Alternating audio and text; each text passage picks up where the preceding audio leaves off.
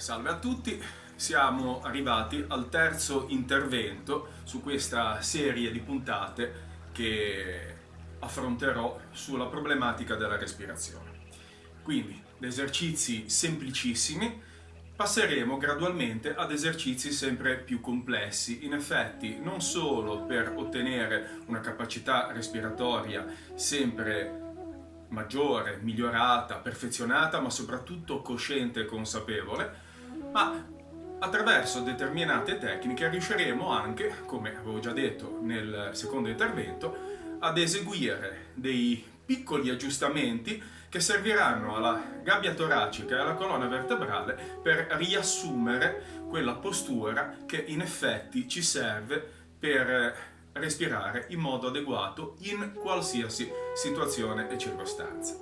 Quindi facciamo insieme adesso una piccola pratica a ripasso dei primi 3 esercizi per poi iniziare il primo vero e proprio esercizio di ginnastica respiratoria con coordinazione respiro-movimento. Iniziamo. Quindi mettevamo le mani sull'addome in modo da prendere più coscienza e consapevolezza del muscolo diaframma.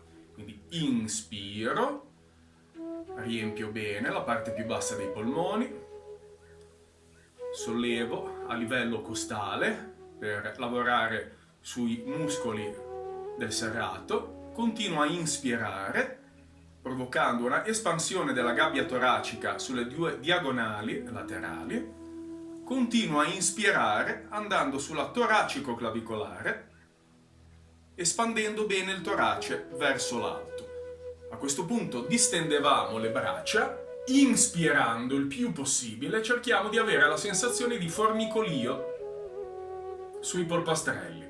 Tratteniamo il più a lungo possibile, poi espirando lentamente, piano piano, torniamo ad avere consapevolezza addominale. Allora, attenzione, quando mi vedete che scendo, non è che dovete fare questo movimento, cioè le gambe non si devono muovere. Questo esercizio si può fare o seduti su una sedia o in piedi, a gambe distese, o seduti a gambe incrociate. Io semplicemente fletto le mie gambe per farvi vedere bene la posizione delle braccia, perché se stendessi le braccia in questo modo, purtroppo i limiti tecnologici non vi farebbero vedere la caratteristica delle dita e delle mani come devono essere impostate. Quindi abbiamo detto che ognuno di questi esercizi può essere ripetuto quanto vogliamo, però cerchiamo sempre di ottenere un equilibrio. Quindi se il primo esercizio l'abbiamo fatto 5 volte, cerchiamo di fare 5 volte anche gli altri. Vediamo il secondo. Inspiro, fletto bene sul fianco, distendo bene il gomito al cielo, rilasso bene il collo, uso il peso del capo per distendere bene la muscolatura del collo. Quando sentirò necessità di espirare, prima torno su piano piano, espiro, rilasso il braccio. Stessa cosa dall'altra parte. Inspiro,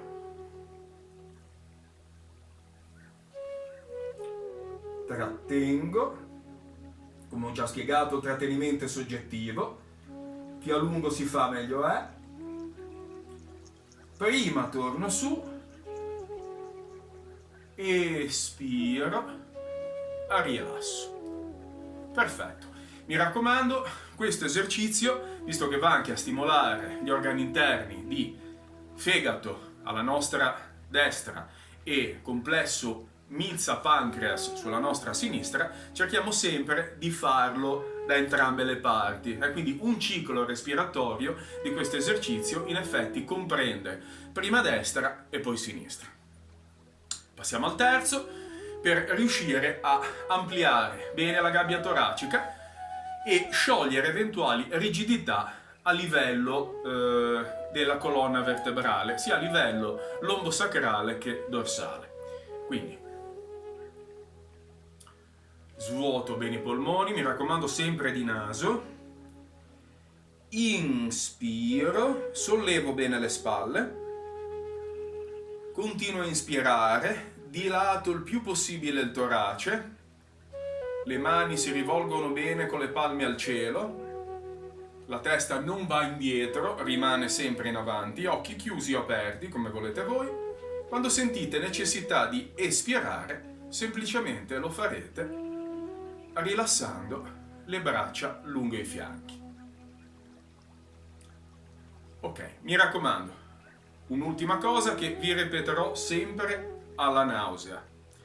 Un ciclo respiratorio è composto da 4 tempi: inspirazione, trattenimento, espirazione, trattenimento a polmoni vuoti. Questa è una regola che vale sempre per adesso in questi esercizi. Se cambierà qualcosa ve lo farò notare subito.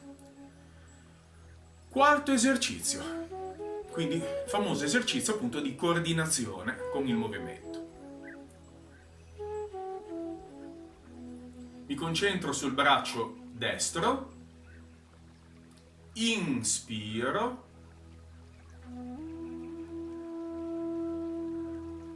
ruoto verso il cielo, trattengo, spingo bene verso il cielo, trattengo qui il più a lungo possibile. Quando sento necessità di svuotare i polmoni, mi concentro sul centro del palmo della mano ed espirando lentamente scendiamo giù.